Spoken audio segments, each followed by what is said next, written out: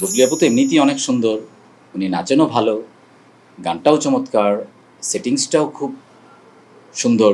সব কিছু মিলে সিচুয়েশনটা এরকম ছিল যে আহ, আমার যে লেকিংসগুলো ছিল এইটা আসলে তেমন একটা মানুষের চোখে পড়ে নাই। আমি কেমন নাচতে পারি এটা দেখার জন্যই এই মিউজিক ভিডিওটা করছি।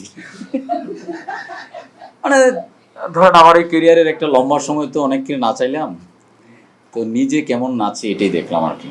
যদি পিছনের গল্পটা একটু ছোট্ট করে বলি, এরকম অংশ একদিন ফোন করে বললো যে আমি একটা মিউজিক ভিডিও বানাবো, আপনাকে অ্যাক্টিং করতে হবে। আমি যে অ্যাক্টিংয়ের জন্য ঠিক আছে, কিন্তু মিউজিক ভিডিওতে আবার অ্যাক্টিং কী?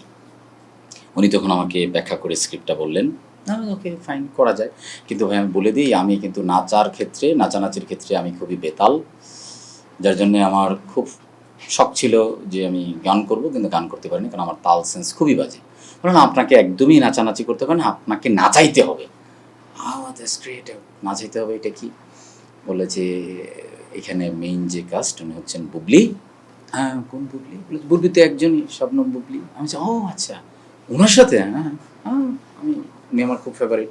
ঠিক আছে চলেন তাহলে করি। তো যখন শুটিং ডেট কাছাকাছি চলে আসছে, তখন ওনারা আসলে কথাটা রাখে নাই।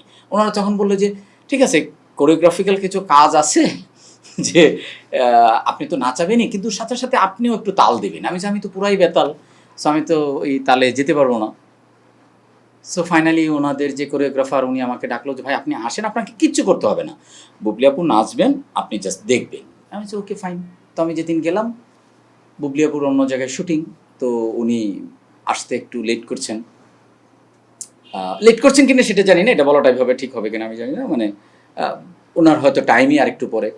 তো ওই কোরিওগ্রাফার ভাই আমাকে বললেন তাহলে ভাই উনি তো এইটা করবে, ধরেন আমি বুবলি আর আপনি জীবন ভাই। আমি জানি আপনাকে আমি বুবলি হিসাবে ধরতে পারতেছি না। বললো যে না আপনি ধরেন।